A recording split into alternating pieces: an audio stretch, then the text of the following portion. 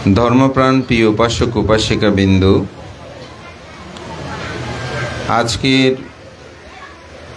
সবার শুরুতেই আমাদের সভাপতি মহোদয় তিনি উৎসর্গাদি কর্ম সুসম্পন্ন করেছেন। তো ভান্তে যখন উৎসর্গ করেছেন, একটা কথা মনে পড়ল যে রাস্তার এক পাশে একজন বৃদ্ধ লোক হেঁটে যাচ্ছেন। তো লাঠিতে ভর দিয়ে তিনি যাচ্ছেন। কিছু দূর যেতে যেতেই একটু পিছনে ফিরে তারপর আবার হাঁটতে শুরু করে। তার একজন তরুণ, একেবারে যুবক, সে খুব মানবতাবাদী। দূর থেকে এই বৃদ্ধের হাঁটা দেখে মাঝে মধ্যে পিছনে ফিরে তাকানো। সে মনে করছে উনি বোধহয় রাস্তা পার হবেন, সেজন্য পার হতে পারছে না। কিছু দূর গিয়েই মূলত একটু ফিরে তাকায়, অর্থাৎ রাস্তায় গাড়ি ঠিকমতো আসা যাওয়া করছে কিনা। এই মনে করেই যুবক কোনোরূপ কথাবার্তা না বলে ওই বৃদ্ধের কাছে গিয়ে বাহু ধরে তাকে রাস্তাটা পার করিয়ে দিলেন, কিন্তু কোনো কথাবার্তা বললেন না। এখন বৃদ্ধ রাস্তার ওই পারে যাওয়ার পরে বলছে, তুমি আমাকে কেন এই পারে নিয়ে এসেছো? এখন দয়া করেই তিনি বিপদে পড়ে গেলেন। তখন বলছে, আমি মনে করছি আপনি রাস্তা পার হতে পারছেন না। বলছে, আমার থেকে কি তুমি জিজ্ঞাসা করেছো? অথবা আমি কি তোমাকে বলেছি যে আমাকে এই রাস্তাটা পার করিয়ে দাও? তখন সে বিপদেই পড়ে গেল। তো দয়া করতে এসে যেন বিপদেই পড়লাম। তো আমি এই কথাটা বলার একটা কারণ, আপনারা সবাই চিবর দান উৎসর্গ করতে আসেন। তা আমরা করি কি, যে ধর্ম কথা শোনার জন্য আপনাদেরকে বসায় রেখে চিবর উৎসর্গটা করে পড়ে, যাতে অনেকটা আপনাদের মনের বিরুদ্ধে কাজ করার মতন, অর্থাৎ জিজ্ঞাসা না করেই ধর্ম কথাটা শোনাতে চাই। তারপর বসায় রেখে শেষান্তে আমরা আপনাদেরকে চিবর উৎসর্গটা করাই, যাতে জোর করে হলো শোনান। তো আজকে আমাদের শ্রদ্ধেয় সভাপতি বান্তে তিনি এক ধরনের প্রাজ্ঞতার পরিচয় দিয়েছেন যে এখন আপনার ধর্ম শুনতে চাইলেও শুনবেন, শুনতে না চাইলেও না শোনার কোনো ইচ্ছে হলে না শুনে সভাস্থল ত্যাগ করতে পারেন। অর্থাৎ বাহু ধরে জিজ্ঞাসা না করে হয়তো কোনো কাজ এখানে হবে না। তা আমি যারা মাইকে আছেন দায়িত্বে, একটা পর্যায়ে রেখে দেন, এত নড়াচড়া করার দরকার নেই। আপনারা বারবার নড়াচড়া করছেন, কেউ কথা বলে শান্তি পাচ্ছে না। আপনি প্রথমে যেরকম ছিল ওইভাবে রাখেন। এগুলো আসলে মিউজিক নয়। আপনারা এইসব অনুষ্ঠানের মাইকম্যান যারা, তাতে একটা অভিজ্ঞতা লাগে। তো ওনারা কী করেন, ওই যে নাচ গান হলে কিছুক্ষণ পর সাউন্ডগুলো একটু চেঞ্জ করে।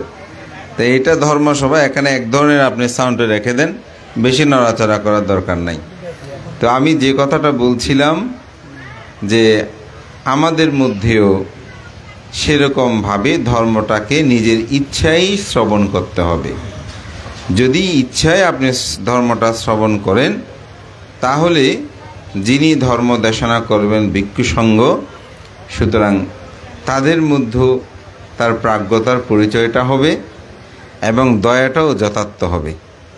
এখন হয় কি, আমরা তাদেরকে কোনো একটা কারণ, কখন পানি ঢালবে অথবা চিবুর উৎসর্গ করবে, এই বলে সবাইকে আমরা বসিয়ে রাখি।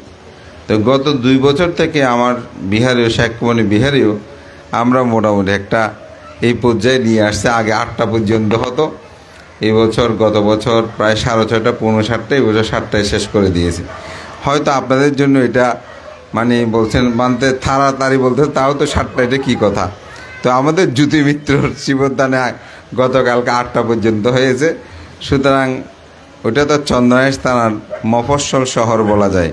আর আমাদের তার সিটিতে তো সেখানে 7টায় শেষ করাটা বুঝেন কত তাড়াতাড়ি হলো, এই অর্থে বলছি। তো আজকে আমি বলবো আপনারা যারা ধর্ম শ্রবণ করবেন, অনেকটা প্রাজ্ঞতার পরিচয়ে আমাদের সাথে আপনাদের সংমিশ্রণ হবে।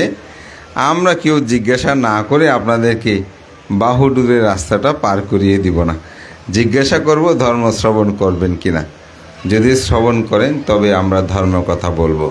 তো সাধারণত উদ্বোধনী ভাষণের উপর নির্ভর করে ধর্মদেশনাটা হয়।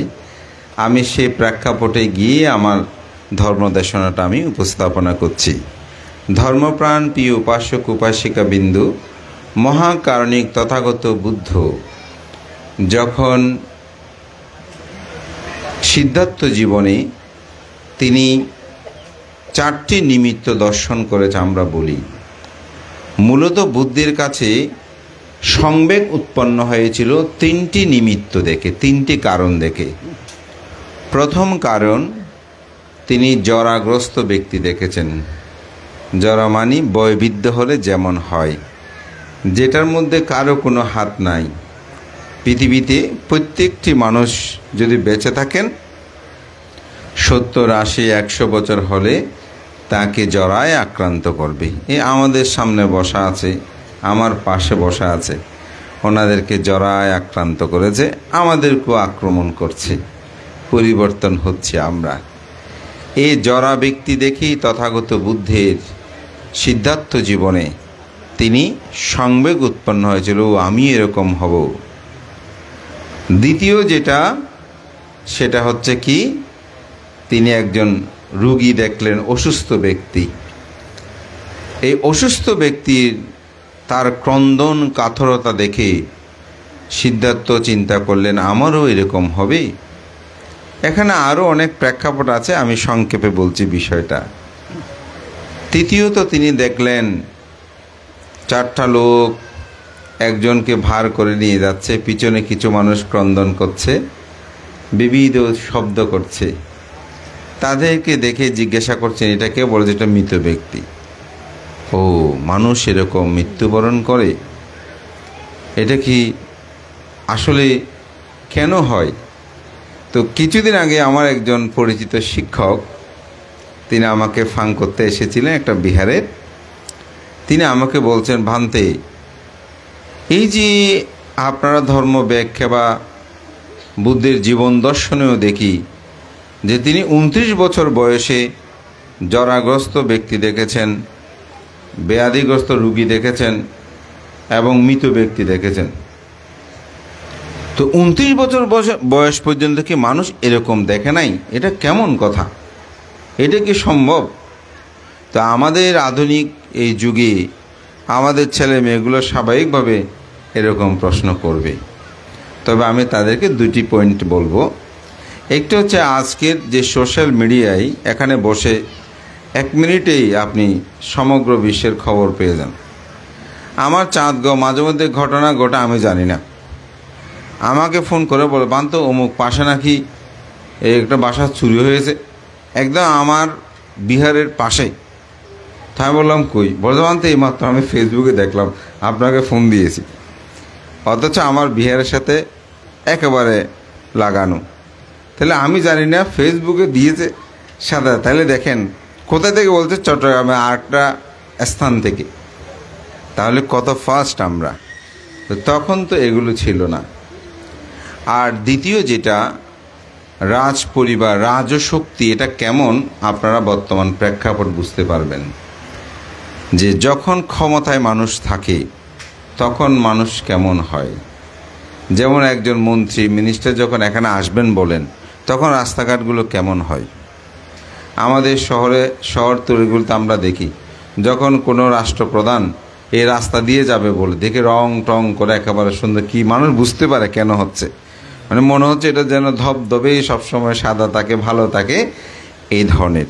তো রাজ পরিবার সেটা তো অন্য বিষয়। যারা থাইল্যান্ড সম্পর্কে একটু জানেন, এখনও আপনি যত কথা বলবেন রাজ পরিবার সম্পর্কে তুই শব্দটাও আপনি বলতে পারবেন না। সুতরাং রাজ পরিবারেই যখন রাজকুমার সিদ্ধার্থ জন্মগ্রহণ করেছিলেন তখন তো ভবিষ্যৎবাণী করেছিল তিনি হয়তো বুদ্ধ হবেন, অর্থাৎ জ্ঞানী হবেন, প্রাজ্ঞবান হবেন, অথবা তিনি রাজা চক্রবর্তী রাজা হবেন। যার কারণে রাজা এমনভাবে নির্দেশনা প্রদান করেছিলেন শুদ্ধোদন যে কোনো ক্রমেই যেন আমার ছেলে কোনো দুঃখাতুল কোনো কিছু না দেখে। যার কারণে তিনি যখন রাজা প্রাসাদ থেকে বের হতেন তখন এইরকম দৃশ্যপটগুলো যাতে দেখা না যায় সেরকম ব্যবস্থাপনা তিনি করেছিলেন। হয়তো বলবেন ভান্তে ভিখারি পথে এগুলো না। আপনারা যারা ইউরোপ আমেরিকা সম্পর্কে জানেন, সেখানে কিন্তু রাস্তায় কিছু কিছু জায়গা আছে ওখানে কোনো ভিখারি যেতে পারে না। ভিখারি গেলে পুলিশে ধরে সেগুলো নিয়ে যায়। অর্থাৎ ওনারা বুঝাতে চায় আমাদের সিটিতে, আমাদের এখানে কোনো ভিখারি, ওনাকে বসায় বসায় খাওয়াবে, কিন্তু ভিক্ষাবৃত্তি করতে আপনাকে দেবে না। তো এই বিষয়গুলো যখন আপনি অনুধাবন করবেন তখন রাজক্ষমতাটা যে কেমন এটা উপলব্ধি করা যায়। এবং আমরা দেখতে পাই যে রাজকুমার সিদ্ধার্থ এই তিনটি নিমিত্ত দেখেছিলেন, কিন্তু প্রটোকল ভেঙে তিনি গোপনভাবে গিয়েছিলেন। অর্থাৎ রাজ পরিবারের কিছু প্রটোকল আছে, কিভাবে আপনি কোথায় কিভাবে যাবেন, কিন্তু এই তিনটি নিমিত্ত তিনি যখন দেখেছেন তখন কিন্তু তখন কোনোরূপভাবে রাজকীয় কোনো সিস্টেম তিনি মেনে যাননি। অর্থাৎ গোপনভাবে তিনি বের হয়েছেন, যার কারণে তিনি এগুলো দেখেছেন এবং 29 বছর বয়সে তার হৃদয়ে রেখাপাত করে। এই তিনটি বিষয় যার মধ্যে উৎপন্ন হবে, কেন এমন হয়, কেন আমি জরাগ্রস্ত হব, কেন আমি বৃদ্ধ হব, কেন আমি মৃত্যুবরণ করব, এই মৃত্যু, এই দুঃখটা যখন, এই তিনটি দুঃখ যার অন্তর্জগতের মধ্যে চেতনা জাগ্রত হবে, সে মানুষকে ধর্ম করতে বলতে হবে না, সে মানুষকে শীল পালন করতে বলতে হবে না, সে মানুষকে ভাবনা করতে বলতে হবে না। কেন? কারণ তিনি সেগুলো থেকে মুক্ত হওয়ার জন্য তিনি প্রচেষ্টা চালাবেন। তো রাজকুমার সিদ্ধার্থ এই তিনটি দেখে তার হৃদয়ে রেখাপাত করেছিল। চতুর্থ সেটা হচ্ছে একজন সন্ন্যাসী জানতে পারলেন তিনি আত্মমুক্তির জন্য সংসার ত্যাগ করে বের হয়েছেন। তখন তিনি বুঝতে পারলেন আমাকেও এই পথ অবলম্বন করতে হবে। তিনি অবলম্বন করলেন আষাঢ়ী পূর্ণিমা তিথিতে, আপনারা জানেন, রাজপ্রাসাদের তিনি গোপন পথ ধরে অভিনিষ্ক্রমণ করলেন, যেটাকে আমরা গৃহত্যাগ বলি। সেই রকম গৃহত্যাগ করেই তিনি বের হয়েছেন এবং দীর্ঘ 6 বছর কঠোর সাধনা করেছেন। কঠোর সাধনার সময়ে একজন ব্যক্তির সাথে তার দেখা হয় যখন তিনি বিচরণে বের হয়েছেন, সেটা হচ্ছে রাজা বিম্বিসার। তো বিম্বিসার তার লক্ষণযুক্ত দেখে, 32 মহাপুরুষের লক্ষণ, এগুলো দেখে তাকে রাজত্ব প্রদান করতে চেয়েছিলেন। যে আপনি রাজত্ব, বলেছে না, আমি রাজত্ব ছেড়ে এসেছি, আমি কোনো রাজত্ব নিতে চাই না, আমি আত্মমুক্তি লাভ করতে চাই। তখন রাজা বিম্বিসার তার কাছে প্রার্থনা করেছিলেন, যদি আপনি রাজত্ব না নেন, তবে আপনি যদি যে আত্মমুক্তি সাধনায় নিমগ্ন হয়েছেন সেটা যদি আপনি লাভ করেন, তাহলে আমার রাজ্যে আপনি ফিরে আসবেন, আমি আপনাকে পূজা অর্ঘ্য নিবেদন করব। বুদ্ধগয়ে বুদ্ধত্ব লাভের পর সারানাথে ঋষিপতন বিগতভাবে প্রথম ধর্মচক্র প্রবর্তন সূত্রের পর তিনি রাজা বিম্বিসারের সাথে তার সাক্ষাৎ হয়েছিল। সাক্ষাৎ হয়ে বহুজনে হিত সুখের জন্য রাজা বিম্বিসার প্রথম ভিক্ষু সংঘকে বেণুবন বিহার দান করেছিলেন। এটা ছিল বৌদ্ধ ইতিহাসে প্রথম বিহার দান। এবং বুদ্ধকে এটা প্রার্থনা করেছেন যে ভিক্ষুগণ সবসময় কি গাছতলে বাসতলে থাকবে, তাদের সুখে বিহারের জন্য, তাদের সুখে ধ্যান সমাধিতে কর্ম সম্পাদন করার জন্য তাদের বিহারের প্রয়োজন আছে, এটি প্রার্থনা করেছেন। বুদ্ধ এটা অনুমোদন দিয়েছেন। আজকের বিশ্বের যে প্রেক্ষাপট, বলুন তো, সকল ভিক্ষু যদি এই বন জঙ্গলে গাছতলে বাসতলে থাকে, বুদ্ধের ধর্মটা কি রক্ষা হবে? মনে হয় আপনাদের? কোনোদিন হতো না। আমি মাঝে মাঝে খুব অবাক হই, বুদ্ধ কেমন প্রজ্ঞাবান ছিলেন, কেমন জ্ঞানবান ছিলেন, তার গুণ কিভাবে আসলে চিন্তা করে শেষ করা যাবে না। আধুনিক বুদ্ধি, আধুনিক সময়ে বুদ্ধের ধর্মের প্রাসঙ্গিকতা দেখলে সেটা স্পষ্ট প্রতীয়মান হয়। দেবদত্তের সাথে বুদ্ধের যে বিরোধ, তার মধ্যে একটা বিরোধের বিষয় ছিল দেবদত্ত বুদ্ধের কাছে 5টি প্রস্তাব করেছিলেন যে আমার 5টি প্রস্তাব আপনি আপনার বিনয়ে এটি সংযুক্ত করুন। অর্থাৎ 5টি বর প্রার্থনা করেছিলেন। কি কি? প্রথম হচ্ছে ভিক্ষুগণ কোনো পালাসোয়াইং, তিথি শ্রদ্ধা, সঙ্গদান যেতেই পারবে না।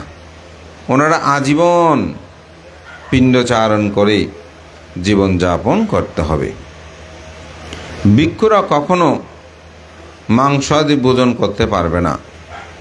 তারা অর্থাৎ নিরামিষ যেটা, সেভাবে তাদের জীবনকে অতিবাহিত করতে হবে। ভিক্ষুগণ কোনো দায়কের প্রদত্ত চিবর, এই যে আপনার আজকে চিবর দান করছেন, এরকম কোনো চিবর গ্রহণ করতে পারবে না। শ্মশানে মশানে পরিত্যক্ত যে চিবর কাপড়গুলো থাকবে, সেগুলো চিবরে পরিধান করে তাকে ব্যবহার করতে হবে। ভিক্ষুগণ কোনো বিহারের মধ্যে থাকতে পারবে না। ভিক্ষুগণ তারা বনে জঙ্গলে, গাছতলে বাসতলে, সেখানে তারা অবস্থান করবে, ওখানে থাকতে পারবে। এরকম যে বিহার নির্মাণ করে দান করা, এরকম দান করলে সেখানে ভিক্ষুগণ থাকতে পারবে না। পঞ্চম, যে ভিক্ষুগণের যদি রোগ ব্যাধি হয়, তাহলে তৎকালীন সময়ে গোমূত্র অর্থাৎ গরুর প্রস্রাব দিয়ে অনেকে চিকিৎসা পাওনা করত।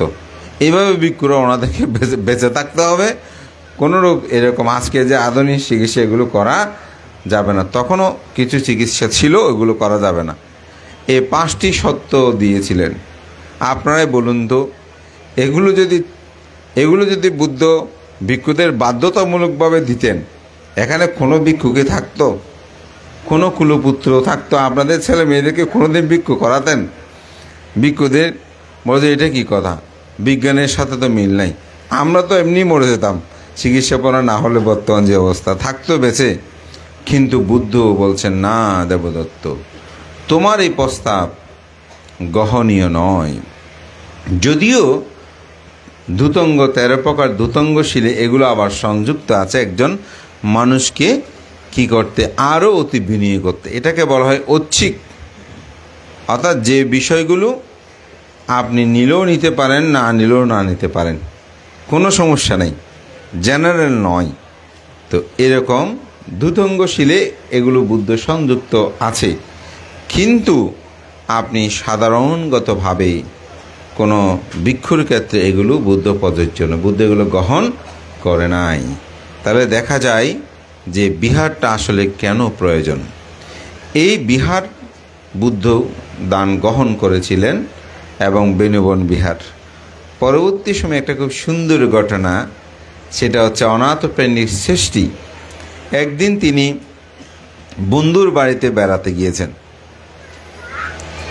তো বন্ধুর বাড়িতে যখন বেড়াতে গেলেন, প্রতিবারে বন্ধুর কাছে গেলে বন্ধু তাকে সুন্দর থাকার ব্যবস্থাপনা করে দেন, সেখানে বসে আড্ডা গুজব করেন, ব্যবসার খাতিরে গিয়েছে সেখানে, এবং কথাবার্তা বলেন, আদর আপ্যায়ন করেন।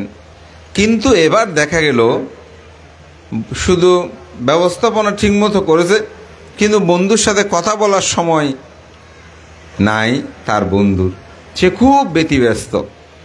এভাবেই করতে করতে রাত অনেক গভীর হলো। মানসিকভাবেও তিনি খুব চিন্তিত হয়ে পড়লেন যে প্রতিবার আসলে আমার বন্ধু খুব সুন্দর করে আমার সাথে কথা বলে, আমাকে দেখভাল করে, আমাকে একসাথে বসে খাওয়া দাওয়া করায়, কিন্তু এবার আমার বন্ধু তো শুধু সেবক দিয়ে সব কিছু করাচ্ছে, তাকে তো কাছে পাচ্ছি না। আমার কোনো কারণে কি বন্ধু মনে কষ্ট পেয়েছে? বিবিধ চিন্তা মনে যা উৎপন্ন হয়। তো শেষে যখন রাত গভীর হলো, কাজকর্ম বলা যায় একটু কমিয়ে আসছে, তখন বন্ধুকে ডেকে বললেন, বন্ধু, তুমি কি আমার কোনো কথায় মনে কষ্ট পেয়েছো? বলেছে, না বন্ধু, কোনো তো মনে কষ্ট পাইনি। বলছে, গতবার আসলাম সে সময় তুমি আমাকেও কত আদর আপ্যায়ন করলে, কিন্তু এবার আসার পর তুমি আমার সাথে দূরত্ব বজায় রেখে চলছো মনে হচ্ছে। আসলে কি হয়েছে, তোমার বাড়িতে কি কোনো অনুষ্ঠান আছে? বলে যে হ্যাঁ, কালকে অনেক বড় একটা অনুষ্ঠান আছে। তো কোনো রাজা মহারাজা আসবেন? বলে যে না, সেরকম কোনো রাজা মহারাজা আসবেন না। বলছে রাজা মহারাজাও আসবে না? তাহলে আমার চেয়ে এত শ্রেষ্ঠ কোন ব্যক্তি যার জন্য তুমি এত ব্যতিব্যস্ত হয়ে পড়েছ? আমি তো এটা বুঝতে পারছি না। তখন বন্ধু বললেন, বন্ধু সুদত্ত, আগামীকাল আমার বাড়িতে বুদ্ধ প্রমুখ ভিক্ষু সঙ্গীকে আমি ফাং করেছি। ওনারা কালকে আমার বাড়িতে অন্ন গ্রহণ করবেন, সেজন্য আমি তাদের জন্য আহার প্রস্তুত করার জন্য ব্যতিব্যস্ত ছিলাম। এই বুদ্ধ শব্দটা শুনেই সুদত্ত কুমারের মন প্রসন্নতায় ভরে গেল। মনে হচ্ছে এই শব্দটা তিনি বহুবার তিনি শ্রবণ করেছেন। এটা যেন প্রথম নয়, এটা যেন পরিচিত। অনেক সময় আমরা কোনো মানুষকে দেখলে বলি না, অথচ দেখা হয়নি, তবুও বলছি কোথায় যেন দেখা হয়েছে। আসলে দেখা হয়নি। এগুলো মানুষের ক্ষেত্র বিশেষে জন্ম জন্মান্তরের সংস্কার। কোনো মানুষকে দেখলে দেখবেন এমনি আপনার ভালো লাগে, আর কিছু মানুষকে দেখলে এমনিতে খারাপ লাগে, অত তার সাথে আপনার কোনো ঝগড়া হয়নি, কিছু হয়নি, তবুও খারাপ লাগে। আবার যার সাথে কোনোদিন সুসম্পর্ক হয়নি, কথাও বলি নেই, কিন্তু দেখতে তাকে ভালো লাগে, শ্রদ্ধা লাগে, প্রসন্ন লাগে, এরকম হয়তো। এগুলো বুদ্ধ ধর্ম দর্শন বলছে যে জন্ম জন্মান্তরের সংস্কার। এই সংস্কারগুলো আমাদেরকে এভাবেই আসলে কারো প্রতি বিদ্বেষাপন্ন ভাব জন্মায়, কারো প্রতি প্রীতিভাবাপন্নতা জন্মায়। এটা হচ্ছে জগতের একটি ধর্মতা মানুষের। তো অনাথ প্রাণী সৃষ্টির মনেও ঠিক সেরকম প্রসন্নতা উৎপন্ন হলো। ও বুদ্ধকেই বলো যে বন্ধু, আমি এই বুদ্ধকে দেখতে চাই, তুমি আমার প্রাণপ্রিয় বন্ধু, কিন্তু তুমি আমাকে অবহেলা করে অনেকটা। তার মনে ধারণা যে বুদ্ধকে তুমি মানে সেবা দেওয়ার জন্য এত ব্যতিব্যস্ত। আমার ইচ্ছে হচ্ছে আমি ওনাকে দেখব। বলে যে এখন তো রাত, ওখানে আর যাওয়ার কোনো সুযোগ নেই, সকাল হলেই আপনাকে নিয়ে যাব।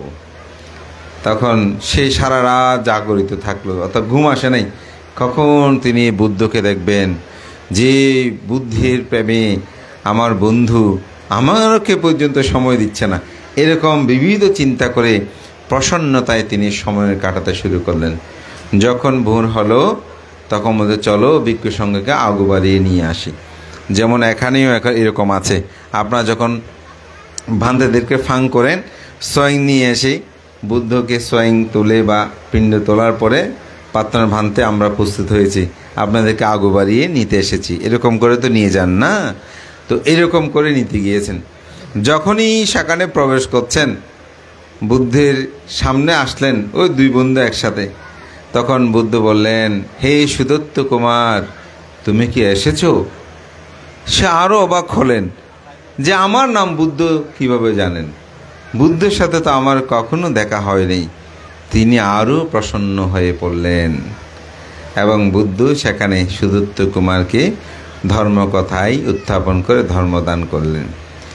তৎপর সুদত্ত কুমার বুদ্ধের কাছে প্রার্থনা করলেন, তথাগত বুদ্ধ, আমি তো শ্রাবস্তী থেকে এসেছি, তা আমার খুব ইচ্ছে বুদ্ধ প্রমুখ ভিক্ষু সঙ্গকে আমি বিহার দান করতে চাই। যদি আপনি সম্মতি প্রদান করেন তাহলে আমি আপনাকে বিহার দান করতে পারি। তো বুদ্ধ বলতেন, যথাও অভিরুচি, অর্থাৎ আপনার যেটা ইচ্ছে হয় আপনি করতে পারেন। তখন বলতেন, কোন রূপ জায়গায় আমি বিহারের জন্য জায়গা নির্ধারণ করলে ভালো হয়? তখন বলছেন, গ্রামের অনীতি দূরে, অর্থাৎ কাছেও নয় বেশি দূরেও নয়, সেরকম স্থান বিহারের জন্য উত্তম। তবে কাছে হলে যে হবে না তা নয়, অর্থাৎ উত্তম যেটাকে বলছে ভালো, এটা এরকম। তখন তিনি আসলেন শ্রাবস্তীতে। এসেই ঘুরতে ঘুরতে তিনি জেত উদ্যান নামক এক জেত কুমারের উদ্যান, মানে বর্তমান সময় আমরা পার্ক বলতে পারিনি, যেখানে তিনি ঘুরেন, আমোদ প্রমোদ করেন, আড্ডা দেন।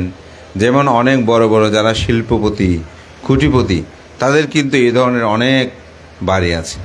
যেমন আগে যখন নিউজে শুনতাম যে আমেরিকার প্রেসিডেন্ট তিনি খামার বাড়িতে আছেন, তো আমি চিন্তা করতাম যে যে একটা প্রেসিডেন্ট উনি খামার বাড়িতে কেন থাকবেন, যেটা সত্যি কথা আমার কাছে খুব চিন্তা হতো। কিন্তু কাকে প্রশ্ন করব কীরকম সাহস করে পারতাম না আসলে খামার বাড়ি কি। তো আসলে আমেরিকাতে সেটা পরে বুঝতে পারলাম গিয়ে যে খামার বাড়ি তো বিশাল জায়গা ওনারা নিয়ে থাকেন, ওখানে থাকার জন্য ঘরও থাকে, পিছনে তারা সেখানে ফুলের বাগান, ফলের বাগান, আবার পশু পাখি বা ওখানে তো আর গরু দেখলাম না, অন্যান্য প্রাণীগুলো সেখানে থাকে। সেরকম বিশাল বিশাল এরিয়া নিয়ে সেখানে তারা বিভিন্ন ধরনের চাষবাসও সেরকম করে। তো আসলে সে অর্থে এখন বুঝলাম যে যেহেতু কুমার তিনি সেরকম একটি তার প্রিয় জায়গা, তো তার কাছে গিয়ে বলছেন এই জায়গাটা পছন্দ হয়েছে অনাথোপেনিক সৃষ্টি। তখন সে জ্যাতকুমারকে বলল, আপনি এই জায়গাটা আমাকে দেন, আমি এটা আপনার কাছে ক্রয় করতে চাই। তো জ্যাতকুমার বলছে না, আমার কি রক্তের অভাব আছে, আমি এটা বিক্রি করব না, দেব না। তিনি বলছেন না, জায়গাটা আমার খুব পছন্দ হয়েছে, এই জায়গাটায় আপনি দেন, যত টাকা বলবেন আমি তত টাকা আপনাকে প্রদান করব। তখন বিক্রি না করার জন্য বলছেন, ঠিক আছে, আপনি যতটুকু পরিমাণ স্বর্ণ মুদ্রা বিছিয়ে দেবেন ততটুকু পরিমাণ জায়গা আপনাকে বিক্রি করব। অনাথোপেনিক সৃষ্টি আর কিছু বলল না, ফিরে আসলেন। তার কোষাগারে অর্থ ভাণ্ডারে যত মুদ্রা আছে, বর্তমান আমাদের যে কাগজের টাকা সেরকম না, এটা স্বর্ণ মুদ্রা, এরকম বিবিধ স্বর্ণ মুদ্রা জ্যাতবন বিহারে অর্থাৎ জ্যাত উদ্যানে বিছাতে শুরু করলো। বিছাতে একদিন জ্যাতকুমার এসে দেখতে পেল যে জ্যাত উদ্যানের অর্ধেক জায়গা স্বর্ণ মুদ্রায় ভরে গেছে, আরও আনতে শুরু করেছে গাড়ি করে করে সেগুলো বিছিয়ে দেওয়ার জন্য। তখন জ্যাতকুমারের চিন্তা উদয় হলো যে অনাথোপেন্ডিক সৃষ্টি অর্থাৎ সুদত্ত কুমার, এখানে একটা কথা বলতে হয় যে সুদত্ত কুমার কেন, আসলে ওনার মূলত নাম ছিল সুদত্ত কুমার। অনাথকে পিণ্ডদান, আহার দান করত বলে তার নাম হয়েছিল অনাথোপেন্ডিক সৃষ্টি। তো সুদত্ত কুমারটা অনেকটা ভুলে গেছে, অট্ট কথায় আবার কাহিনীতে এই সুদত্ত শব্দটা সংযুক্ত আছে, কিন্তু অনাথোপেন্ডিক সৃষ্টি হিসাবে তিনি সর্বাধিক পরিচিত। তখন জ্যাতকুমার বললেন, যারা বিছানোর দায়িত্বে আছে ওনাদেরকে বলেন থামেন, অনাথোপেনিক সৃষ্টিকে আহ্বান করেন। তিনি আসলেন, বলে বলুন আপনি কি উদ্দেশ্যে, কার জন্য এত শ্রদ্ধান্বিত হয়ে এখানে আপনি কি করবেন, এই স্বর্ণ মুদ্রা বিছিয়ে দিয়ে এই জায়গাটা নিচ্ছেন? তখন তিনি বললেন, আসলে আমি মহাগুরু গৌতম বুদ্ধের আমি সাক্ষাৎ পেয়েছি, সম্যক সম্বন্ধে সাক্ষাৎ, তার জন্য আমি একটা বিহার নির্মাণ করব, সেজন্য আমি এই জায়গাটা ক্রয় করছি। তখন তার মনে চিন্তা উৎপন্ন হলো, এটি কোনো সাধারণ কি হতে পারে না। সৃষ্টি মানুষ স্বাভাবিকভাবে সব জায়গায় অর্থনৈতিক লেনদেন চিন্তা করে, 5 টাকা দেওয়ার সময় ভাববে যে 10 টাকা আসবে কিনা, ঠিক না? এমনিতে ইনভেস্ট করবে। ব্যবসায়ীদের সেরকম দেখবেন, অনেকে বলে অজবান তো ওনার ওখানে গেলে আমার আত্মীয়, কিন্তু 1 কাপ চা আছে 2 কাপ খাওয়াতে চায় না ব্যবসায়ী, হ্যাঁ হিসাবই বলে দিই কেমন। তো স্বাভাবিক সৃষ্টি মানুষ, তিনি তো হিসাবে হবেন। তো সুতরাং কেন এটা দান করছেন? বলে থামেন, আর বিচাতে হবে না, বাকি অংশটা আমি দান করব। সে জ্যাতকুমার বাকি অংশটা দান করেছেন, যার কারণে এই জ্যাতবন বিহারের নাম আজকে স্বর্ণ অক্ষর এখন লেখা আছে। যে আমরা যখন মঙ্গলসূত্রটা বলি একটু, এ ভম্মে সুতাং এ কাং সামায়াং ভাগবা সাবাত্যাং বিহারাতি যে তাবনে আনাতা পিণ্ডিকাচ্ছা আরামে, এই দুজন মানুষ অমর কীর্তি লাভ করলো। আজকে 2500 বছর অতিবাহিত হয়ে গেছে, তাই না? এখনও আমাদের কাছে এই দুজন মানুষ স্মরণীয়। আমি মনে করি পৃথিবীতে প্রতিদিন আমার মনে হচ্ছে কয়েক হাজার বার এই দুজনের নাম উচ্চারিত হয়, ঠিক না?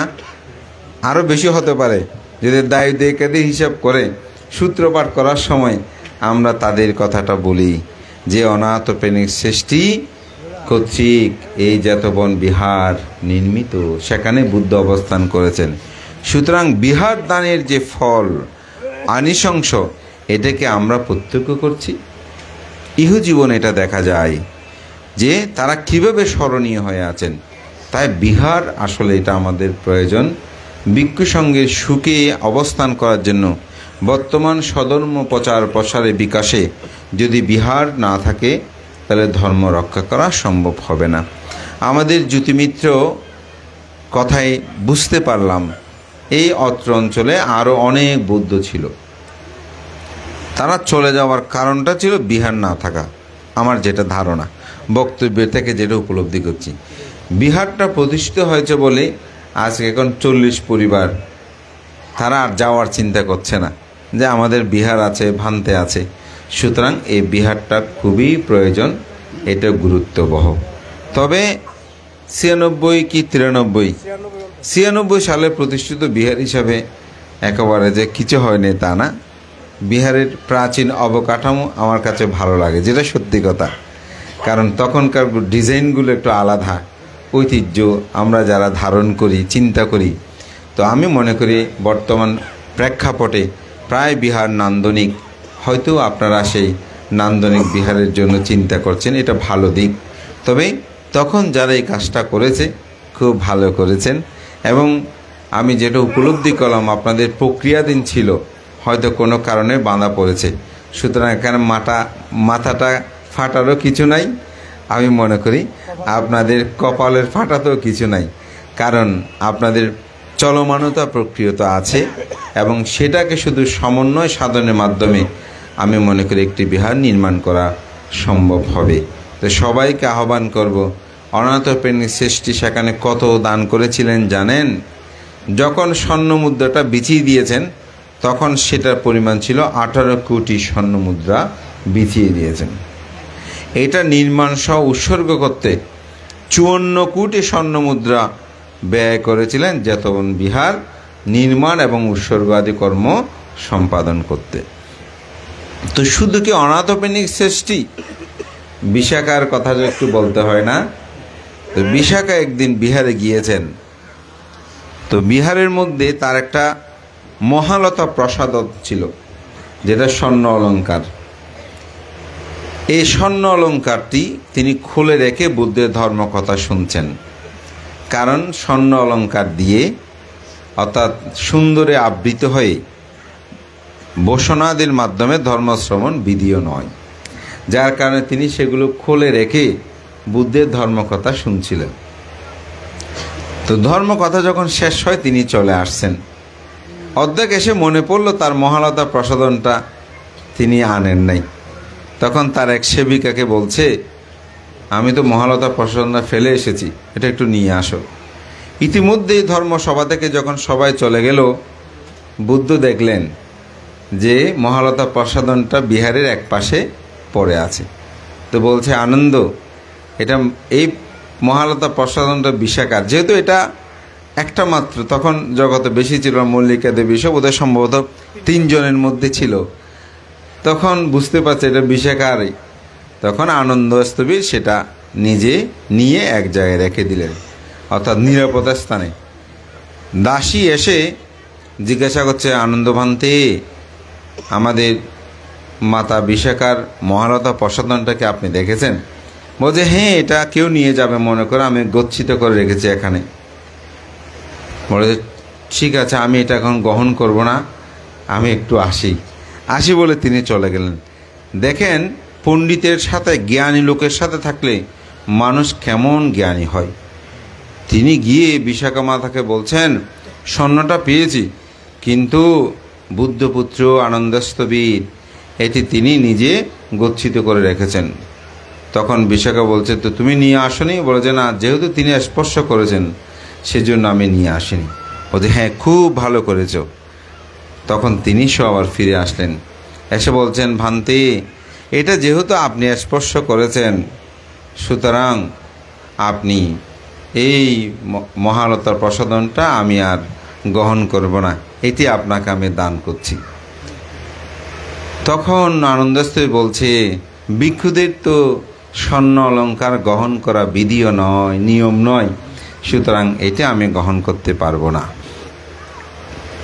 তখন বলছে, ভান্তি, ঠিক আছে, যদি আপনি এটা গ্রহণ না করেন তাহলে এটার যে মূল্য সেটা দিয়ে আমি একটা বিহার নির্মাণ করে দান করব। দেখেন, শুধু ভিক্ষু স্পর্শ করেছে, ওই জিনিসটা আর তিনি ব্যবহার করবে না। আর আমাদের মধ্যে বিহারের টাকা পয়সা সেগুলো কিভাবে আত্মসাৎ করবে সে চিন্তা করে। এই দান বাক্সের মধ্যে যে টাকাগুলো প্রদান করে, কখনো ভেবে দেখেছেন? কাউকে দেওয়ার সময় আপনারা কপালে টাকা ঠেকিয়ে দেন, কিন্তু বিহারের দান বাক্সে বিহার নির্মাণে বা আজকের এই কঠিন চিবর দানে এই টাকাগুলো দেওয়ার সময় কপালে নিষ্পাপ শিশুর পর্যন্ত কপাল ঠেকিয়ে টাকাটা দান করেন। তো সেই টাকা যদি, সেই অর্থ যদি, সেই সম্পদ যদি অন্য কেউ ব্যবহার করে, তার অবস্থাটা কেমন হবে? কখনো কি উপলব্ধি করে দেখেছেন? যদি একটু উপলব্ধি করেন, এই টাকাকে তো আপনি আগুন মনে করবেন, আগুন। আমার একটা আত্মকথা বলি, এটা কোনো প্রশংসা নয়, বাস্তব কথা বলছে, আমার দেখা। আমি অনেকবার দেশনায় বলেছি, আমার বাবা দীর্ঘ সময় তিনি বিহার কমিটির ধর্মীয় সম্পাদক ছিলেন। এখন ধর্মীয় সম্পাদকের কাজ কম, কিন্তু তখন ধর্মীয় সম্পাদকের কাজ বেশি ছিল। বিশেষ করে ওয়াখরস তোলা, সঙ্গদান, অমুক সমুক, এগুলো সব দায়িত্ব ধর্মীয় সম্পাদকের উপর ছিল। পরবর্তীতে আমার বাবা সভাপতিও ছিলেন, কিন্তু একেবারে তিনি দীর্ঘ সময়। তো আমাদের গ্রামে পাশে একটা ধোপাচুরি বাজার বলে, সপ্তাহে একদিন বাজার হয়। মানুষ সবাই ওয়াখরসগুলো সেখানে ওই বাজারে বেচা বিক্রির পরে বাবাকে খুঁজে খুঁজে দেয়। তো এমন যে আমার বাবাদেরগুলো লিখতে হতো না, মনে রাখতো, বাড়িতে এসে লিখতো, যেটা সত্যি কথা। ওদের স্মৃতিগুলো এত, এখন ভাবি অবাক হয়ে যায়, আমাদের মনে থাকে না, কিন্তু ওনাদের স্মৃতির কি প্রখরতা ছিল। তো আমার বাবা এরকম টাকাগুলো দিলে আলাদা একটা পকেটে কাগজের প্যাকেট ছিল, ওখানে ঢুকিয়ে ঢুকিয়ে রাখত। তো মাঝে মধ্যে বাজার করার সময় টাকা ভাঙতির প্রয়োজন, তো টাকা ভাঙার জন্য আমাদেরকে বিভিন্ন দোকানে পাঠিয়ে দিত, পরিচিত বলে, অমুক দোকান থেকে 100 টাকাটা ভাঙিয়ে আনো। এখন ওখানে গেলে উনি মাল বিক্রি করতেছে, ফ্রি হবে, তারপর ভাঙতি আমাকে দেবে। আমার কাছে এটা খুব বিরক্ত লাগতো। তো প্রথমে তো মেনে নিতে, যখন 9-10-এ উঠলাম, একটু কাবিল কাবিল ভাব, তখন স্বাভাবিক। তো বাবাকে বলি, অমুকে টাকা দিয়ে গেছে, ওখানে তো ভাঙতি আছে, তো ওখান থেকে ভাঙতি নিতে হয়, আমাকে ওখানে গিয়ে পাঠিয়ে আপনি দাঁড় করে রাখেন। তো বাবা মৃদু স্বরে অনেক সময় বলে, যেটা বলছি সেটা করো। এখন উপরে কথা বলার তো সুযোগ নাই। আর এখনকার ছেলে মেয়েগুলো যেরকম পাল্টাপাল্টি কথা বলে, এরকম বলারও আমরা সাহস পাইনি, যেটা সত্যি কথা। তারপর গিয়ে নিতাম। যখন আমি 2-3 বার এই কথা বলেছি, একদিন আমার বাবা বাজার করে শেষ করে এসে বসে, আমিও পাশে তখন বসা। তো বাবা মাকে বলছে, কেন সেটা, ওই যে খরচের টাকা দিয়েছে বিহারে, কেন সেটা ভাঙতি করি না জানো? তা আমি বললাম, বাবা কেন? বলে, আজকে তো বাজারে গেলাম, ভাঙানোর ইচ্ছা আসবে, যখন এটা ভাঙতিগুলো করব, একদিন মনে হবে টাকা তো এখন আমার নাই, এখান থেকে খরচ করি, বাড়িতে গিয়ে পূরণ করে দেব, বলে এই চেতনাটা উৎপন্ন হবে। আবার কিছুদিন পর মনে হবে না, 2-4 করে একটু হিসাবটা মিলিয়ে দিলে হয়ে যায়, এখানে আর তেমন কি, ওদের সেটা উৎপন্ন হবে। যার কারণে যেন আমার চিত্ত সেদিকে না যায়, সেজন্য আমি এগুলো ভাঙাই না। আমি 9-10-এ পড়ুয়া, বাবা বলেছে, এগুলো আমার কাছে কোনো যুক্তি মনে হয়নি, সোজা কথা যেটা, আচ্ছা বলেছে মেনে নিলাম। কিন্তু আমার পবিত্র ভিক্ষু জীবনে আসার পর আমি সেটা উপলব্ধি করলাম না। আমার বাবার আমাদের মতন হয়তো স্কুল, কলেজ, বিশ্ববিদ্যালয়ের বিশাল লেখাপড়া না করলেও কিন্তু তাদের যে ধর্মজ্ঞান, এই ধর্মজ্ঞানটা তারা নিজেদের জীবনে উপলব্ধি করে নিয়েছেন। আমি আজকে সকালেও সেদিনও বললাম, আসলে ডক্টর বি.এম. বড়ুয়া এশিয়ার প্রথম ডিলিট তিনি একটি কথা বলেছেন, তার কথাটা আমার হৃদয়ে দাগ কেটেছে। একটা হচ্ছে ধর্মচিন্তা, আর একটি হচ্ছে বুদ্ধ চিন্তা। ধর্মচিন্তা কি? এই যে অনাহত প্রাণীর সৃষ্টি, এটা করেছে ওটা করেছে, আমরা আপনাদেরকে বলছি না, এটা হচ্ছে ধর্মচিন্তা। এগুলো ধর্মের মধ্যে ত্রিপিটকে আছে। আর বুদ্ধ চিন্তা কি? বুদ্ধ চিন্তা হচ্ছে দুঃখ আছে, দুঃখের কারণ আছে, দুঃখ নিরোধ আছে, দুঃখ নিরোধের উপায় আছে। এইটাকে অন্তর্জগতের মধ্যে জাগ্রত করে সেটার প্রকৃত সত্যটাকে প্রত্যক্ষভাবে দর্শন করা, এটাকে বলা হয় বুদ্ধ চিন্তা। আর কঠিন চিবর দান, এটা নাগিতেস্তবীর এটা করেছেন দীর্ঘ, এই কথাগুলো এগুলো হচ্ছে ধর্মচিন্তা। তো ধর্মচিন্তাটা বিশ্বাসের উপর বেশি প্রতিষ্ঠিত, বিশ্বাসটা বেশি প্রাধান্য পায়। এটাকে যদি আরও একটু সহজ করে শাস্ত্রীয়গতভাবে বলি, শ্রদ্ধাটা বেশি প্রাধান্য পায়। আর বুদ্ধ চিন্তা যেটা, সেটার মধ্যে প্রজ্ঞাটা বেশি প্রাধান্য পায়। অর্থাৎ আমি যে কাজটা করছি এটা কেমন। তো সেই কারণে আমি যেটা বলছি যে বিহার, এই সম্পদ, এগুলো আমরা অনেকে কী করে কিন্তু ভাবি না এই টাকাটা কিভাবে তিনি স্পর্শ করে, কি শ্রদ্ধায় তিনি দিচ্ছেন, আমি কিভাবে সেটা ব্যবহার করছি।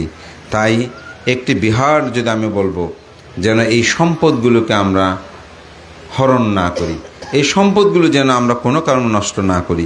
বিহারে আসলে দেখবেন সুইচটা দেওয়ার সময় এমনভাবে দেবে যেন এটা সার্বজনীন।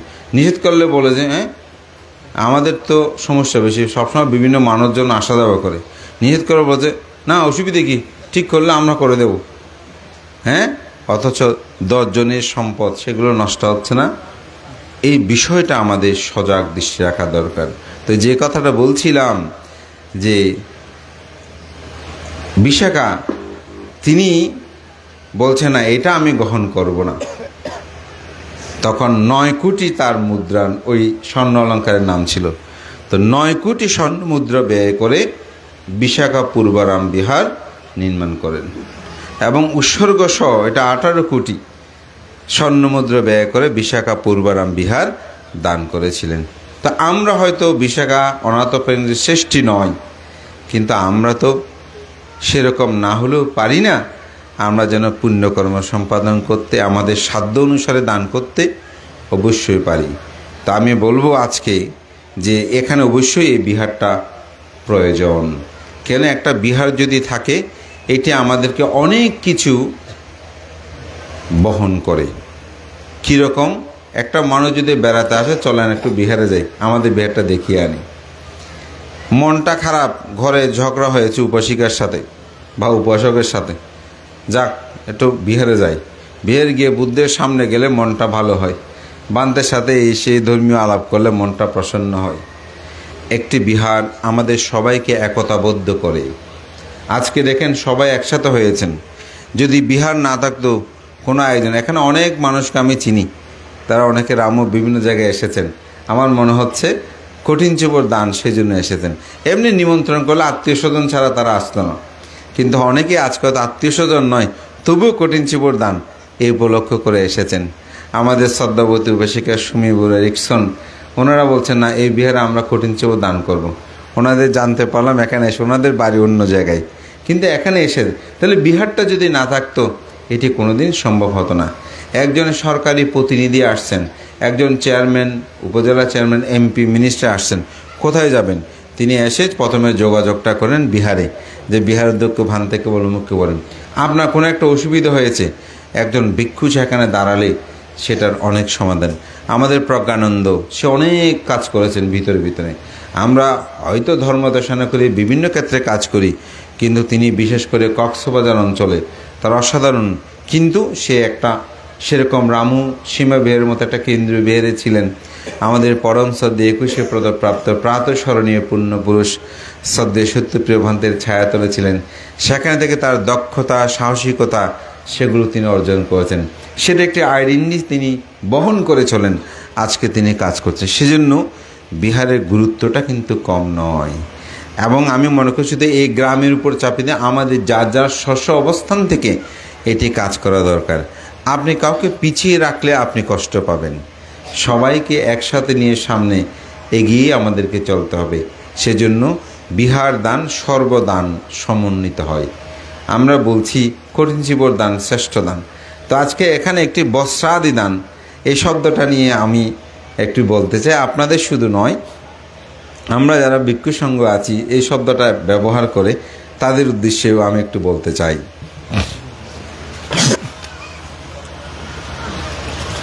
আসলে চিবর আর বস্ত্রের মধ্যে কিন্তু পার্থক্য আছে। বস্ত্র যেমন তেমন হতে পারে, যেমন আপনারা শার্ট গায়ে দিয়েছেন, কেউ শাড়ি গায়ে দিয়েছেন, কেউ ফতুয়া, বিভিন্ন কিছু পরেছেন, এগুলো হচ্ছে বস্ত্র। আর চিবর আর বস্ত্রের মধ্যে কিন্তু আকাশ পাতাল পার্থক্য আছে। কেন? কারণ চিবরের কিছু নির্দিষ্ট বিষয় আছে। যেমন চিবরের রং 6 ধরনের হতে হবে। কোন 6 ধরনের? যেমন তেমন নয়। যেমন কাঁঠাল গাছের শিকড়ের রং, গুড়ার রং, ছালের রং, ছাল আছে না গাছের, যে কাঁঠাল গাছের এই ধরনের ছালের রং, তা হচ্ছে ফুলের রং, ফলের রং, পাতার রং। এই 6টি রং যদি কালো হয় তাহলে হবে না, যদি একেবারে লাল হয়, সাদা হয় তাহলে হবে, নীল হয় হবে না। তাহলে বস্ত্র আর চিবরের মধ্যে পার্থক্য আছে না? পার্থক্য আছে। তাই বস্ত্রাদি হতে পারে না কোনো সময় চিবর। যদিও চিবরকে ভাগ করলে জিনিসটা চিত মানে হচ্ছে উত্তম, বর মানে হচ্ছে বস্ত্র, একটা উত্তম বস্ত্রের কথা বলা হচ্ছে। কিন্তু এটাকে নাম কেন দিয়েছেন চিবর? কারণ এটা আলাদা। যেমন পাঁচফোড়ন, পাঁচফোড়ন যখন বলে পাঁচফোড়ন কী কী উপসিকা আলাদা আছে না? 5টা যে কোনো জিনিস দিলে হয়। যেমন আমাদের মধ্যে অনেকে অষ্ট উপকরণ এই শব্দটা লিখেন। তো অষ্ট উপকরণ যখন শব্দটা আমি শ্রদ্ধেয় প্রয়াত উপসংগ্রাস শিলানন্দ ভান্তের কাছ থেকে আমি এটা জিজ্ঞাসা করেছিলাম। ভান্তে এখন তো অনেকেই উপকরণ লেখে। ভান্তে একেবারে গরম হলো, বলে যে এখন বেশি পণ্ডিত বেড়ে গেছে, কি করব। উপকরণ মানে 8টা জিনিস, অষ্ট উপকরণ মানে 8টা জিনিস, আর অষ্ট বহিষ্কার মানে একটা নির্দিষ্ট জিনিসের নাম, একটা নির্দিষ্ট জিনিসের নাম। পালিত বলে 8টা পরীক্ষারাং। আর বাংলা করেছেন আমাদের মহাপণ্ডিতগণ, এটা হচ্ছে অষ্ট পরিষ্কার। তো এখন আপনি যখন 8টা উপকরণ বলবেন তাহলে তো মানুষও মনে করবে যে কোনো 8টা জিনিস।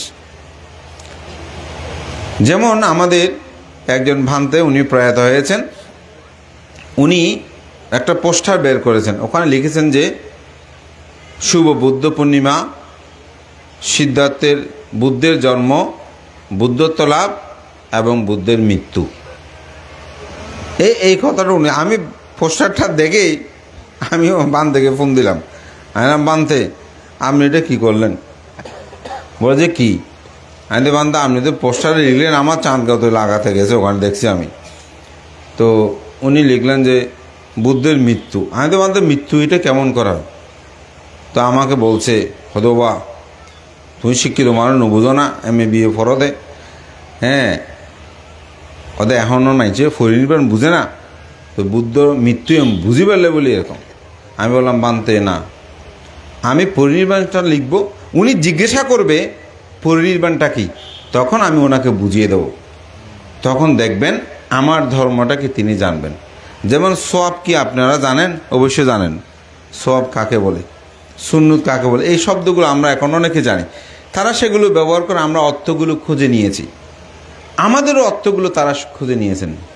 এখন আপনি দেখবেন জাতীয় পত্রিকাগুলোতে বিভিন্ন জায়গায় প্রজ্ঞাবান রাজনীতিবিদ এরকম বলে, এখন বলছে না প্রজ্ঞাবান রাজনীতিবিদ। এই প্রজ্ঞা চর্চাটা যদি বুদ্ধরা না বলতো, প্রচার না হতো, তাহলে তো এই প্রজ্ঞা শব্দের ব্যবহারটা হতো না। এখন প্রজ্ঞা এবং জ্ঞান, এই দুইটা কী জিনিস আমরা পার্থক্য তাদেরকে বলতে পারি। যদি প্রজ্ঞা শব্দটা না থাকতো, আপনি সাধুবাদ দিয়ে অনুমোদন করেন। এই সাধুবাদ শব্দটা আপনারা দেখবেন এখন বিভিন্ন সেমিনার সিম্পোজিয়ামে সেখানে বলছে আপনার কথাগুলো আমি সাধুবাদের সাথে গ্রহণ করলাম। এটা কি শুধু বৌদ্ধরা বলছেন? না, এটা এখন বাংলাদেশের নয়, হ্যাঁ, এইটা আপনি এখন ইন্ডিয়াতে থেকে শুরু করে বাংলা ভাষাভাষী 30 কোটি আছে প্রায়জনে এই শব্দগুলো ব্যবহার করে। সুতরাং আমি আমার মূল বৈশিষ্ট্যতা কেন হারিয়ে যাবে?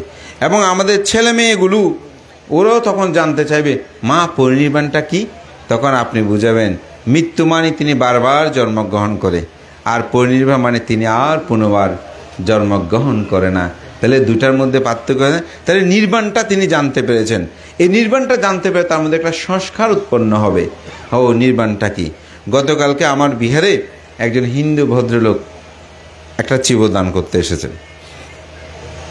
তো চিবরটা তিনি আমাকে গুছিয়ে দেবেন। তা আমি ওনাকে বললাম, বাংলাতে বলে দিয়েছি যে আমি ভিক্ষু সংঘের উদ্দেশ্যে এটা দান করছি।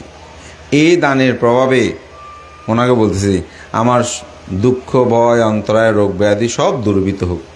তা বলছে নির্বাণ লাভের হেতু। সে নির্বাণ কি বুঝে না, কিন্তু আমি এটা বলেছি হয়তো তার কোনো পুণ্য চেতনা অথবা আমার প্রতি কোনো শ্রদ্ধান্বিত হয়ে তিনি চিবর দান করতে এসেছেন। এই মুহূর্তে যদি আমি নির্বাণ শব্দটা তার মুখ দিয়ে অন্তপক্ষে উচ্চারণ করাতে পারি, হয়তো ভবিষ্যৎ জন্মে এই নির্বাণ সন্ধানে তার জীবনটা হবে, একটা সংস্কার তার মধ্যে উৎপন্ন হবে। সেজন্য আমি বলবো যে এই বস্ত্রাদি দান এটার চেয়ে আমি মনে করি চিবর দান বা বস্ত্রের মধ্যে শ্রেষ্ঠ এই বিষয়টা আমরা না এনে চিবরটা বলি। তাতে তারা জিজ্ঞাসা করবে চিবরটা কি, কারণ বস্ত্র আর চিবরের মধ্যে কিন্তু পার্থক্য আছে।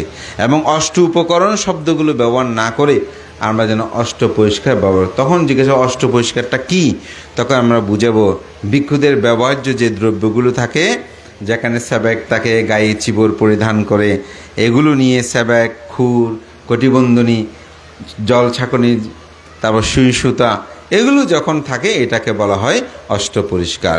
যেমন অষ্টধাতু, অষ্টধাতু বলতে 8টা যে কোনো পদার্থ নাকি, ওখানে নির্দিষ্টতা আছে। ঠিক আমাদেরকে সেই বিষয়গুলো কিন্তু উপলব্ধি করতে হবে। তা আমি ঢুকতে যখন দেখলাম বস্ত্রাদি রাজ, আমার কাছে এটা বিধিও মনে হয়নি। যদি কারো বিধিও মনে হয় আমি তার সাথে এই বিষয়ে আলাপ করতে পারি। তো যাই হোক, আমি যেটা বলছি যে একটি বিহার যখন নির্মিত হয়, সেই বিহার নির্মাণের সাথে সাথে আমাদের বহুবিধ কর্ম সম্পাদিত হয়।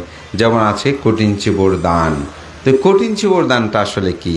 যে বিহারে ভিক্ষু ত্রৈমাসিক বর্ষাব্রত যথাযথভাবে উদযাপন করবে এবং প্রবারণা কর্ম সম্পাদন করবেন, তিনি এই কঠিন চিবর লাভ করতে পারবেন। যদি তিনি তার সম্পাদন না করেন তাহলে তিনি কঠিন চিবর লাভ করতে পারবেন না। তাহলে বিহার না থাকলে ভিক্ষু কোথায় বসবাস অধিষ্ঠান করবে? ভিক্ষু যদি বসবাস অধিষ্ঠান না করে তাহলে আপনি কঠিন চিবর কোথায়, কাকে দান করবেন? তো কঠিন চিবর দান যদি আপনি করতে না পারেন তাহলে আপনি দুঃখ থেকে কিভাবে মুক্তি লাভ করবেন? কারণ বুদ্ধ পাটীয়বাসী 30 জন ভিক্ষুক উপলক্ষ করে কঠিন চিবর দানের আনিশংস যখন ব্যাখ্যা করতে অনবতপ্তে সহস্র পদ্মপুরীতে তিনি গমন করেছিলেন।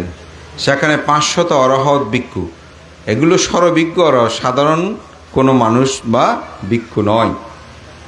তাদের সম্মুখে তথাগত বুদ্ধ ভিক্ষু সংঘ বললেন, হে ভিক্ষুগণ, তোমাদের মধ্যে কেউ কি আছে কঠিন চিবর দান করেছ এরকম আনিশংস? তখন নাগিতস্ত্রী বললেন যে তথাগত বুদ্ধ যে কাঠিনা দানাং দাত্তওয়ানা সাঙ্গে গুণবারুত্তামে ইততিংস মহাকাব্যে নাভিজা নামি দুর্গাতিন। আমি 30 কল্প পূর্বে শিখি বুদ্ধের সময়ে একখানা কঠিন চিবর দান করে আমি এই পর্যন্ত অর্থাৎ 30 কল্প নরক দুর্গতিতে গমন করি নাই। তাহলে এই কঠিন চিবর দানের আনিশংসটা কেমন? আমি একটা কথা ভাষণ করেছি, বুদ্ধ পাচ্ছেকা বুদ্ধ সাবাকা সাবি সাব্বাস এতেই না আজ্ঞা দানই না পাত্থাতে আমাতাং পাদাং। বুদ্ধ হতে হলে, পাচ্ছেকা বুদ্ধ হতে হলে, তাকে অরহৎ হতে হলে তাকে অবশ্যই এই কঠিন চিবর দানকর্ম সম্পাদন করতে হবে। তাহলে কঠিন চিবর দানটা এই গাথা অনুসারে যারা বিমুক্তি লাভ করবে তাদের জন্য বাধ্যতামূলক নয়, অবশ্যই এটা আমাদেরকে জীবনে কোনো না কোনো সম্পাদন করতে হবে। বুদ্ধ নিজেই বলেছেন, আমি যখন সঞ্জয় ব্রাহ্মণ হয়ে জন্মগ্রহণ করেছিলাম তখনও আমি এই কঠিন চিবর দানকর্ম সম্পাদন করেছি, রাজ ও চক্রবর্তী রাজা হয়েছি। এভাবে বুদ্ধ কঠিন চিবর দানে আনিশংস ব্যাখ্যা করেছেন। শুধু তা নয়, বুদ্ধ বলছেন সাব্বা দানাং দাদান্তেনা আসমিং পাঠা বিমান্ডালি এই কাস্যা কাটিনা দানাস্যা কালাং নাঘান্তি সোলাসিং, যে পৃথিবীতে যত দানীয় দ্রব্য আছে এগুলো পৃথিবীর স্তূপ করে যদি কেউ দান করে, তথাপি একখানা কঠিন চিবর দানের 16 ভাগের 1 ভাগও হবে না। তাহলে এই কথাগুলো কিন্তু ধর্ম চিন্তা, অর্থাৎ আপনাকে একটা শ্রদ্ধার উপর এটাকে বিশ্বাস করেই নিতে হবে। তো এইটাকে আমি কিভাবে বুদ্ধ চিন্তা দিয়ে দেখব? এটাকে তো বুদ্ধ চিন্তা দিয়ে দেখতে হবে। তো বুদ্ধ চিন্তা নিয়ে যদি দেখতে হয়, দেখার একটা পথ আছে। সে দেখার পথটা হচ্ছে আর্য আট্টাঙ্গিক মাঘ্য সাত্থানাং বিশুদ্ধিয়া, সত্যদের বিশুদ্ধির জন্য একমাত্র পথ হচ্ছে আর্যাষ্টাঙ্গিক মার্গ। এই বিষয়ে আমি একটু আলোচনা করে আমার দেশনার শেষান্তে যাব। এই ধর্ম চিন্তাটা চেয়েও বুদ্ধ চিন্তাটা গুরুত্বপূর্ণ, যেটাকে অনেকে বৌদ্ধ দর্শন বলে অথবা অভিধর্ম কথা বলতে পারে। তো ভগবান তথাগত বুদ্ধ প্রথমে মানুষকে একটি দুঃখ সত্যের কথা বলেছেন, যেটাকে বলতে দুঃখ আনা। দুঃখ কি? দুঃখটা কি আসলে? দুঃখ কি আমরা বুঝি, কিন্তু আমাদের বুঝাটা হালকা, কিছুক্ষণ থাকে কিছুক্ষণ থাকে না।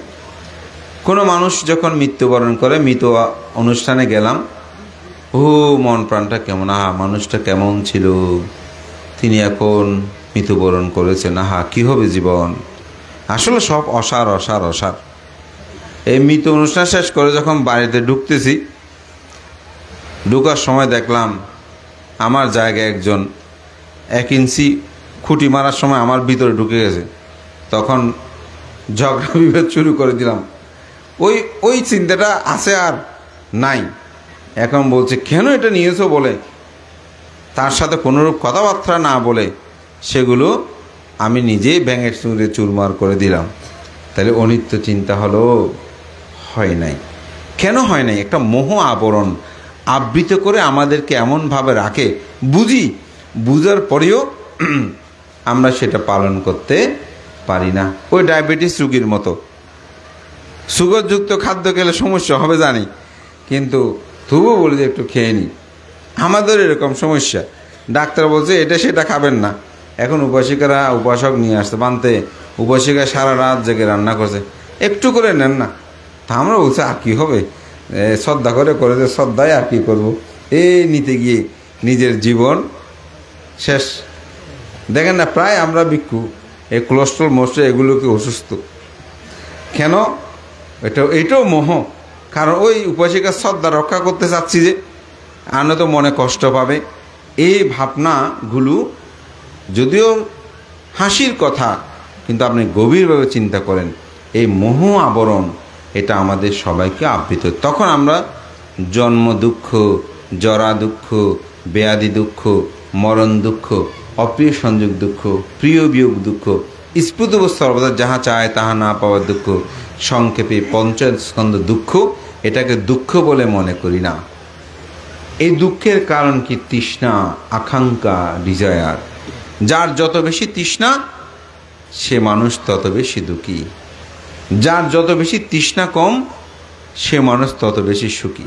এখানে যারা বসে আছেন যদি জিজ্ঞাসা করি এখানে সবচেয়ে ধনী ব্যক্তিকে, একজনকে বলবেন তোমার বেশি টাকা তুমি ধনী, ও বলে তোমার বেশি টাকা তুমি ধনী, তোমার জায়গায় সম্পদ বেশি তুমি ধনী, এরকম বলবেন, ঠিক না? আসলে কে ধনী, কোন ব্যক্তি ধনী? তো বুদ্ধ বলছেন সন্তুষ্টি পারামাং ধানাং, যার কাছে সন্তুষ্টি আছে সে মানুষই আসলে প্রকৃত ধনী। এখানে দেখবেন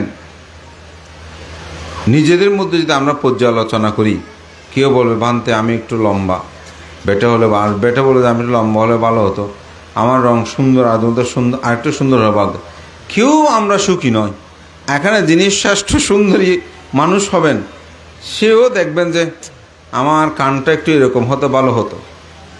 কিন্তু আপনি যদি বলেন পৃথিবীতে এমন কোনো মানুষ আছে যে মানুষটাকে কেউ না কেউ ভালোবাসে না? আছে।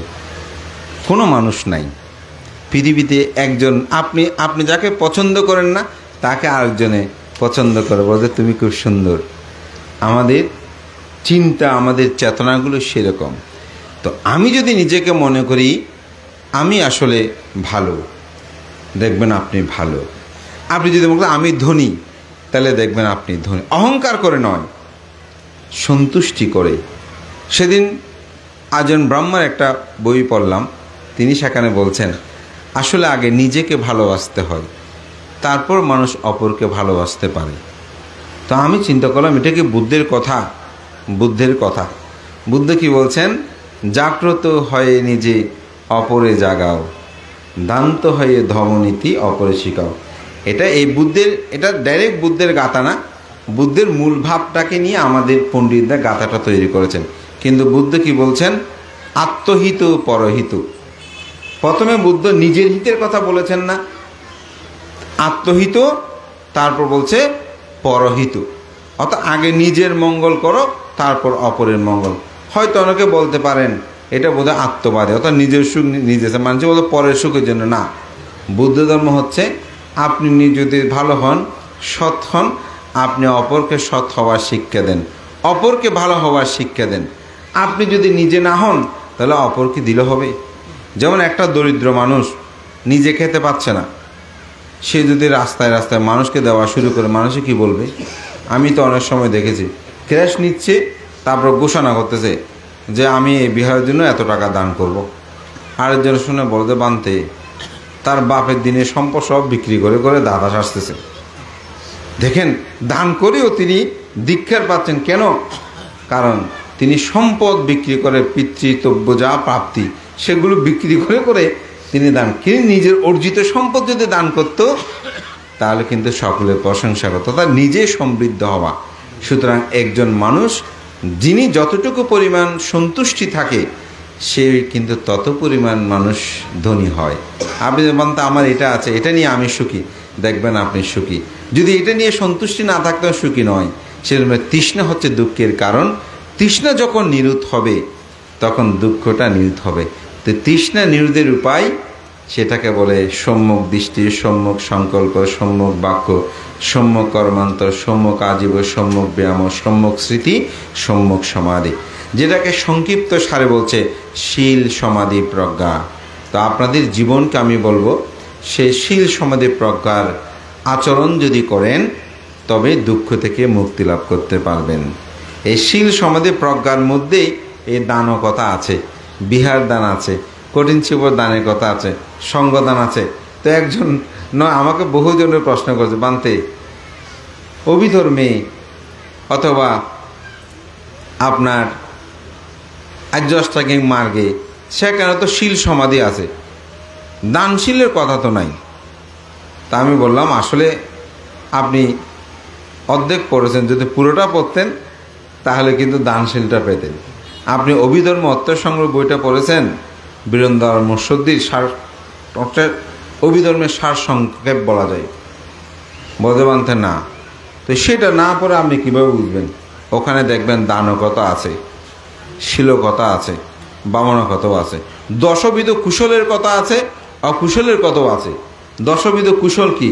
দান, শীল, ভাবনা, সেবা, সম্মান, পুণ্যদান, পুণ্য অনুদান, ধর্মশ্রম, ধর্মদেশনের দৃষ্টি ঋজু, এগুলো নাই, আছে। আপনি যখন কামবচর চিত্ত, রূপবচর চিত্ত, অরূপবচর চিত্ত, লোকোত্তর চিত্ত, এগুলোকে আপনি যখন বিভাজন করে চিত্তগত যাবেন, সেখানে আপনি সেগুলো পাবেন না? অবশ্যই পাবেন।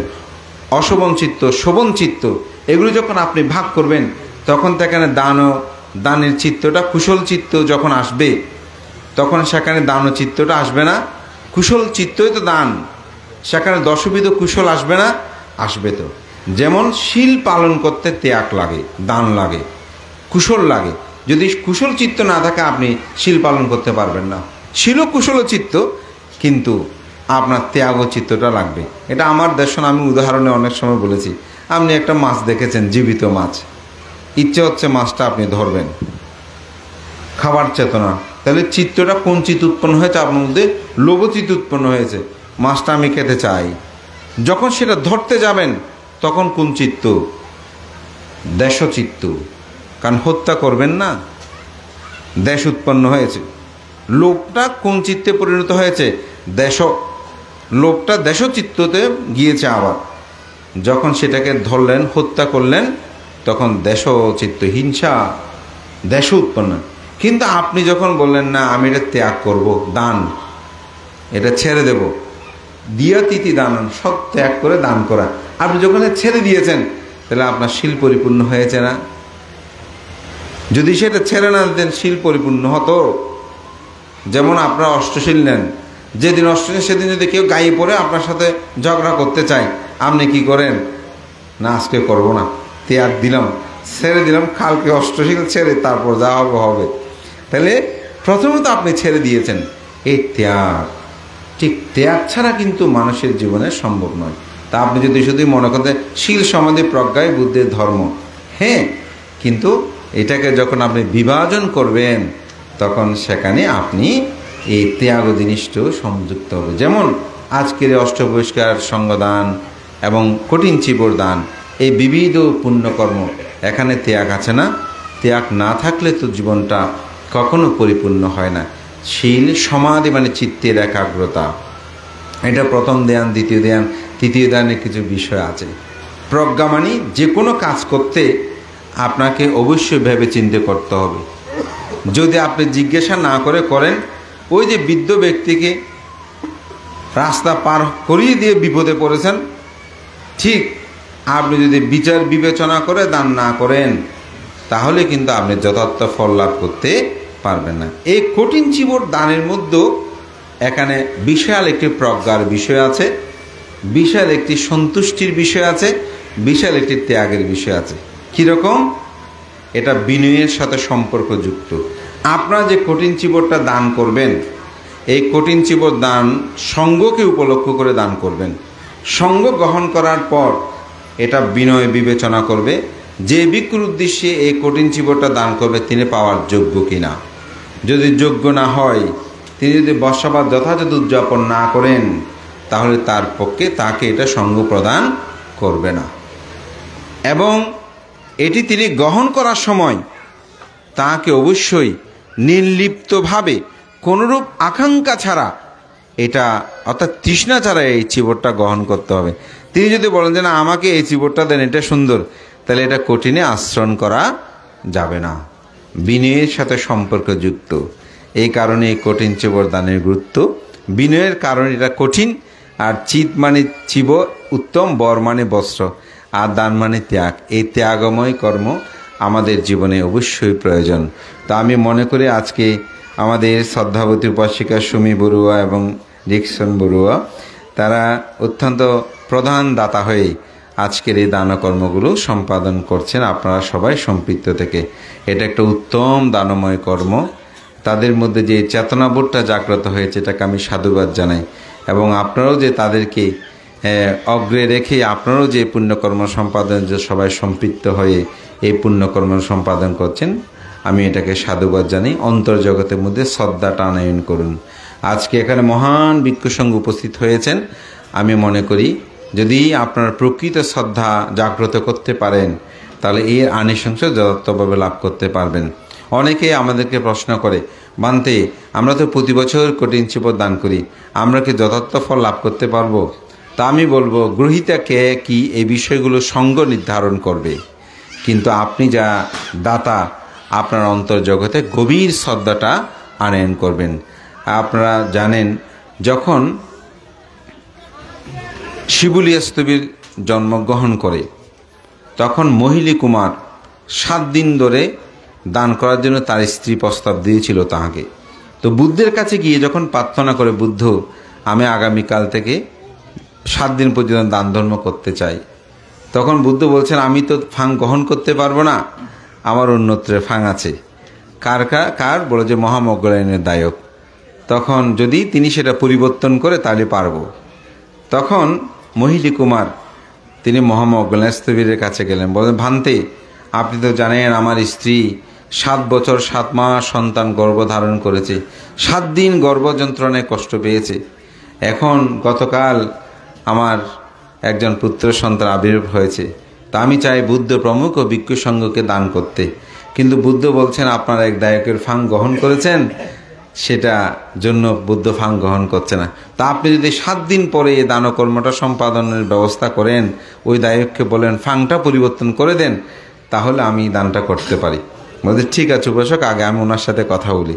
তো যিনি ফাং করেছেন তাকে আবার ডাকলেন, তার সাথে কথা বললেন।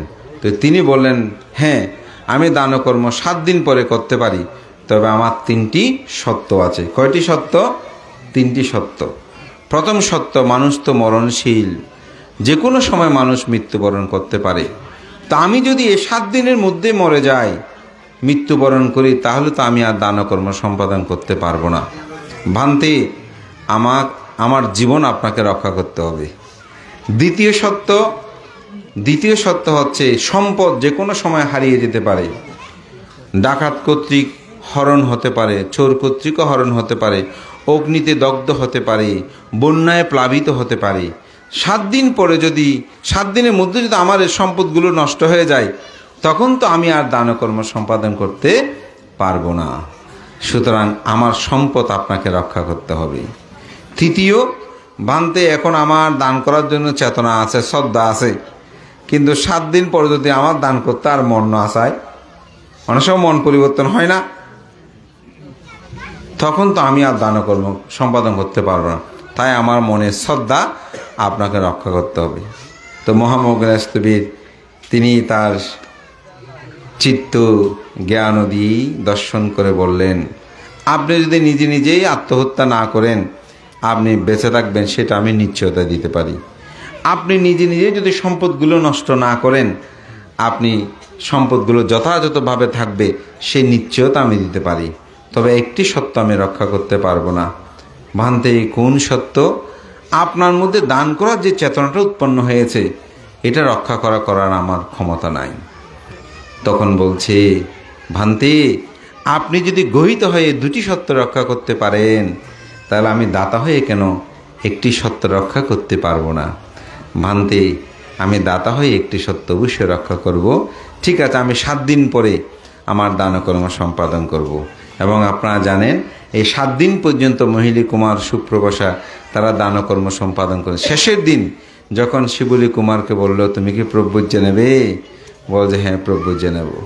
এই প্রব্রজ্য নীতি নিয়ে ক্যাসা লোমা নাকা, এটা শ্রমণ হওয়ার সময় মাথায় খুর দিয়ে ভান্তারা বলে না, এই ক্যাসা লোমা নাকা ধান্তা তাসু বলতে বলতেই তিনি অরহত্ব মার্গ জ্ঞান লাভ করলেন। তা আমি এখানে বলছি শেষান্তে এসে যে আমাদের মধ্যে যেন শ্রদ্ধা থাকে, যে মহান ভিক্ষু সঙ্গে এই দানকর্ম সম্পাদন করছি, এই কঠিন উপাদান এমন কেন, এই কেন, এগুলো চিন্তা করে আপনি শ্বাস করতে পারবেন না। বুদ্ধ এই জন্য অঙ্গুত্ব নিকে 4 নিপেতে বুদ্ধ বলছেন 4টি বিষয় চিন্তা করে আপনি শেষ করতে পারবেন না। 4টি বিষয় কি? একটা হচ্ছে বুদ্ধ গুণ চিন্তা করে শেষ করতে পারবেন না। বুদ্ধঙ্কুরের যে পারামি পূর্ণতা, এগুলো চিন্তা করে আপনি শেষ করতে পারবেন না। কর্মফল যে কত বিচিত্র হয়, এটি আপনি চিন্তা করে শেষ করতে পারবেন না। লোক চিন্তা, অর্থাৎ এই জগৎ, কখন পৃথিবীতে আসলাম, কখন মৃত্যুবরণ করব, কোথায় যাব, এগুলো চিন্তা করলে মানুষ উন্মাদ হবে, পাগল হবে, কিন্তু এগুলোর কোনো সমাধান মানুষ লাভ করতে পারবে না।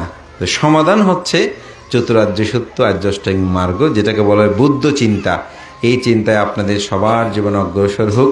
তো বিশেষ করে মহান সঙ্ঘের প্রতি কৃতজ্ঞতা বন্দনা, আমাকে এককভাবে দীর্ঘ ধর্মদান করার সুযোগ দেওয়ার জন্য আমি শ্রদ্ধার্ঘ্য বন্দনা নিবেদন করছি। এবং বিশেষ করে প্রজ্ঞানন্দ আমাকে তার বিবিধভাবে আমাকে সে অনেকবার ফাং করেছিল বিভিন্ন তার অনুষ্ঠানে, কিন্তু আমার দুর্ভাগ্য আমি তার ফাংটা রক্ষা করতে পারিনি। তো এবার আসলে গতকাল যেহেতু আজ আমার চিবোদ্দান, চিন্তা করতে পরের দিন একটু বিহারেই থাকতে হয় সব কিছু, ওই জন্য এই একটা দিন মাত্র আমার খালি ছিল 30 দিনের মধ্যে। তো যখন সে আমাকে আহ্বান করলো, বললাম যে ভাই আসলে আমার তো একটা দিন খালি রেখেছি, যে এটা মূলত চিবদানের পরের দিন একটু রিল্যাক্স হয়ে তারপর আবার ধর্ম অভিযানে বের হবো। সেজন্য অজে বানতে দেখি সেদিন হলো। এখন দাতা বলছে বানতে আপনার উপস্থিতিরা খুবই তারা প্রার্থনা করেছেন।